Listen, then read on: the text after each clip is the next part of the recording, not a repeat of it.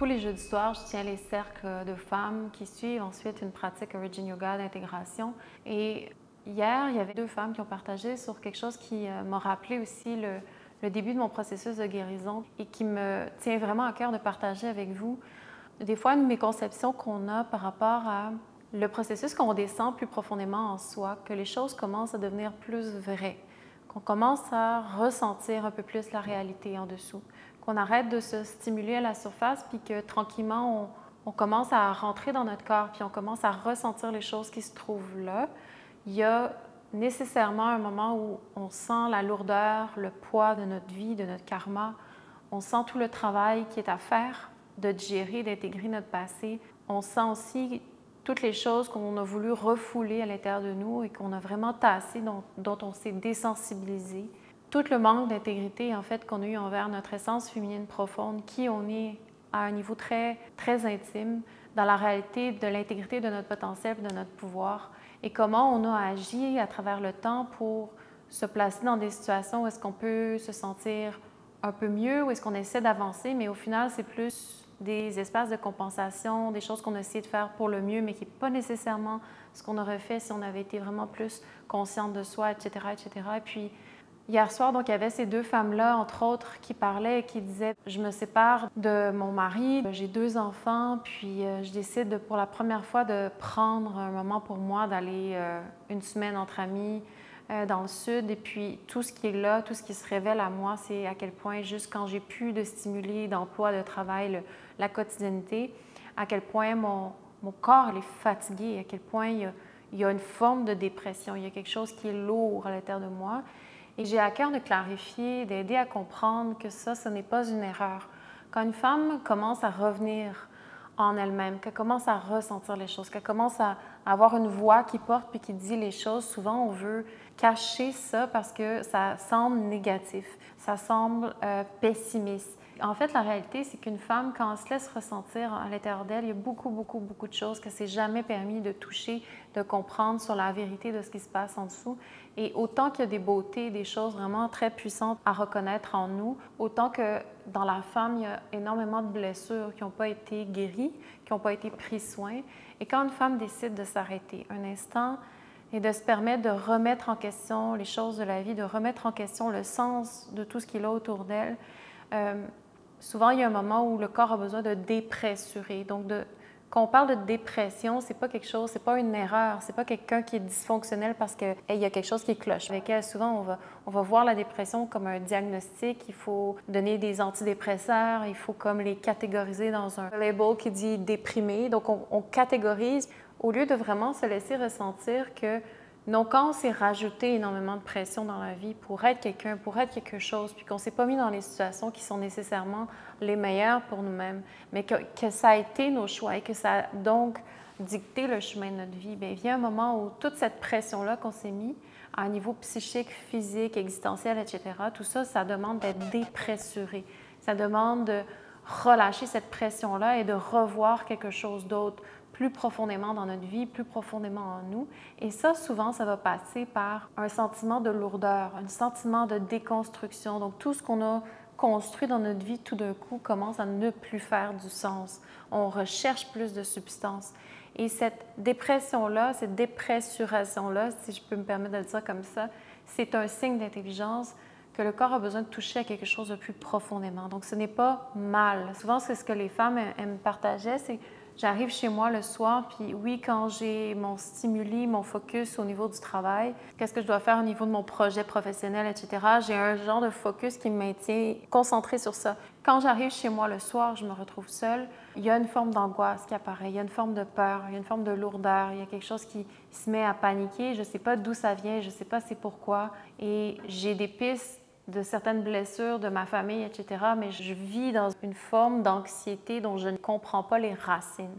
Et ces femmes-là me parlaient et j'avais vraiment beaucoup de compassion puis de cœur pour elles, premièrement parce qu'on croit souvent qu'on régresse quand on descend dans ces zones-là. On croit qu'on descend dans des espaces noirs dont on doit se dissocier du monde qui, lui, continue à 1000 à l'heure. En fait, c'est la plus belle intelligence qu'une femme peut se donner, c'est prendre un temps pour descendre dans ce qui est enfoui et descendre dans le noir, dans ce qui est inconscient, dans ce qui est enfoui en nous-mêmes. Ça peut amener une forme de peur, Ça peut amener une forme d'angoisse parce que descendre dans ce qui est inconnu, on ne peut pas y aller avec un rationnel, on ne peut pas y aller avec une logique, on ne peut pas y aller avec un mental. C'est une expérience dans laquelle on est plongé et c'est plus noir. Et surtout, dans cette fin d'année-là, les journées se raccourcissent. On est dans une atmosphère, un éthos qui est beaucoup plus sombre, qui est une invitation à la noirceur, à la descente en soi, surtout à la nouvelle lune qui s'en vient. Donc, c'est tout un univers beaucoup plus propice pour se permettre d'aller dans ces espaces-là sans se juger, sans se condamner. Et il faut simplement gagner une forme de résilience puis de stabilité interne, ce qui est enseigné beaucoup à travers la pratique Origin Yoga, puis ce que les femmes se donnent entre elles naturellement pour avoir un support, pour apprendre à relaxer doucement dans la noirceur, apprendre à relaxer doucement dans ces espaces-là plus difficiles à ressentir, mais qui sont absolument nécessaires de prendre le temps d'aller se déposer pour commencer à digérer, pour commencer à intégrer. Et souvent, c'est dans ces espaces-là qu'on a moins de libido, qu'on a moins d'appétit sexuel, qu'on a moins de désir de foncer puis d'aller en avant. Au contraire, ça demande une autre approche envers nous-mêmes. Puis ça, c'est tout à fait sacré. C'est absolument essentiel. C'est vraiment important de se donner ces espaces-là. Puis souvent, les femmes vont se condamner, vont se juger, vont avoir beaucoup de négation de soi puis de culpabilité de vivre ces choses-là, vont essayer de les cacher. Le monde dans lequel on vit n'est pas fait pour nous aider à respecter ces épisodes-là qu'on a à vivre. Au contraire, on est diagnostiqué, mais le véritable cadeau qu'on a là-dedans, c'est que dans une déconstruction, il y a toujours quelque chose de nouveau qui veut se révéler, de plus intègre à nous. Et moi, c'est ça que j'essaie vraiment d'inspirer les femmes à comprendre. C'est qu'on ne veut pas descendre là. On veut de la détente de surface momentanée, éphémère. Mais quand vient le temps de faire ce vrai travail-là, ces femmes-là qui décident de faire ce vrai travail-là, de prendre un peu un espace pour vraiment les ressentir puis voir en dessous qu'est-ce qui se passe et de rencontrer les peurs, les angoisses, les choses qui sont là, la réalité, tout ce que ça veut dire avec les circonstances de notre vie et de notre karma, c'est les femmes les plus courageuses, à mon humble avis. C'est les femmes qui cognent à la porte de leur pouvoir. C'est les femmes qui vont refaire le chemin inverse de la rivière, les blessures qu'elles portent depuis peut-être plusieurs générations, pour ramener une conscience dans ça, pour permettre une intégration puis réclamer ce pouvoir-là. Mais ça passe par des épisodes, des fois vraiment de down, des périodes qui nous amènent à vraiment descendre, à avoir très peu d'énergie. Toute notre énergie, en fait, elle est mobilisée à travailler plus en profondeur. Donc, souvent, on dit « j'ai pas d'énergie ». Et en fait, la guérison, la reconnexion à notre pouvoir, ça demande de l'énergie. C'est un investissement d'énergie pour un travail profond, caché, invisible à la lumière des yeux de l'extérieur, mais pour un meilleur investissement, pour revenir dans quelque chose de plus intègre. Et c'est des périodes qui viennent de façon cyclique et qui s'approfondissent continuellement et on a besoin de ces périodes-là. On a besoin de ces moments-là parce qu'ils nous apprennent énormément sur qui on est et le travail qu'on a à faire. Et quand on descend dans ces espaces-là, tout ce qu'on a besoin, c'est vraiment, premièrement, de ne pas repousser ça et de ne pas juger ou de condamner ces espaces-là. Vraiment de se permettre de les accueillir. Donc, si ça a besoin de prendre de l'espace, de couper un peu les stimuli, les relations, ça peut vraiment être la chose dont on a besoin. Moi, je sais que quand j'ai commencé mon processus, j'avais très mal à l'intérieur de moi. J'avais énormément de choses à remettre en ordre dans mon corps féminin, dans ma psyché, dans qui je suis. J'avais énormément à digérer. Mon passé était très complexe et je ne peux pas vous dire combien de temps j'ai passé en petite boule dans mon lit à ne pas fuir la profondeur de la douleur, de l'inconfort, de l'angoisse que je vivais, à vouloir juste rester avec, sachant pas nécessairement d'où ça venait et pourquoi, oui, à un certain niveau, mais à un autre niveau tellement profond que c'est pas, j'avais rien de rationnel qui m'amenait à me dire qu'est-ce que c'est que cette douleur-là profonde, autre qu'une blessure à mon intégrité, dans ma féminité. Donc, je devais rester avec ça. Et le fait d'être restée de cycle en cycle, à chaque fois que j'avais des épisodes qui m'amenaient à descendre plus profondément, à rester en petite boule dans mon lit, à rester dans cette noirceur-là, à ne pas la condamner, à ne pas la refuser, à ne pas me perdre non plus, à sombrer dedans, mais à juste m'abandonner dans cette période-là et de laisser mon corps vivre la douleur, laisser mon corps purger ce qu'il y a à purger. Ça m'a permis de transformer ma relation à tout ce qui est plus profond en moi. Ça m'a permis de croire que quand on ne tasse pas ça, mais qu'au contraire, on rentre dedans, qu'il faut vraiment aller à l'intérieur de l'expérience plutôt que non, je vais aller me stimuler, je vais aller chercher comme du divertissement, je vais aller toujours dans des univers sociaux constamment, de ne pas vouloir rester seule face à soi-même. Alors, d'avoir fait ce choix-là, pour moi, c'est un choix d'empowerment. Et c'est ça que j'ai envie de dire en ce moment à chaque femme qui ressent des downs, à chaque femme qui ont vraiment des épisodes de dépression, qui se sentent lourdes parce que peut-être qu'il y a un appel en fait plus profond pour aller loin dans votre pouvoir parce que vous êtes à la surface. Il y a un appel, un amour de soi. Et les femmes qui réussissent à rester dans ces épisodes-là, de ne pas les tasser, peu importe comment l'expérience vient, ça veut dire qu'il y a un amour, une recherche d'amour propre qui veut vraiment s'installer en soi et que c'est ce qu'on a manqué depuis très longtemps dans notre vie. C'est vraiment un passage profond et mon message que j'ai envie d'envoyer aux femmes qui ressentent une douleur psychique dans leur cœur, une lourdeur qu'elles n'arrivent pas à expliquer, une angoisse à plein de niveaux, il y a quelque chose de plus profond et souvent c'est qu'on cherche à comprendre qu'est-ce qu'on est venu faire ici, qui on est, comment je peux mettre les morceaux ensemble de ma vie, les différents morceaux de mes différents épisodes, commençant par mon père, commençant par ma mère, commençant par les liens familiaux, continuant avec toutes les relations sexuelles qu'on a eues, les différents épisodes qu'on a vécus dans notre vie, qui peuvent être aussi des relations au travail, tout l'univers plus professionnel. Il y a plein de choses qu'on n'a pas bien intégrées dans notre vie, mais qui nous suivent. Et à un moment donné, il vient que ce bagage-là devient comme un poids karmique dans notre corps, dans notre existence.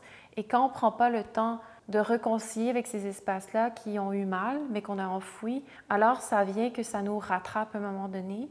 Et il n'est jamais trop tard pour commencer à descendre dans ces espaces-là. Bien sûr, ça demande une guidance, bien sûr, ça demande le support des femmes qui ont déjà aussi fait ce chemin-là, de descendre dans notre underworld et de comprendre ces énergies-là plus profondes. Et aussi, la baisse d'énergie, ce n'est pas une erreur, c'est aussi quelque chose de très intelligent parce que notre énergie sexuelle, en fait, elle est utilisée, canalisée pour approfondir quelque chose de plus profond plutôt que de se propulser vers l'extérieur. Pour l'instant, il y a un besoin de descendre dans ces espaces-là qu'on n'a jamais été, qui nous font très peur, qui sont inconnus et inconscients. Et cette peur-là, ça demande énormément d'énergie pour apprendre à entrer en relation consciente avec la peur. Parce que la peur, ce qu'elle fait, c'est qu'elle nous repousse à l'extérieur.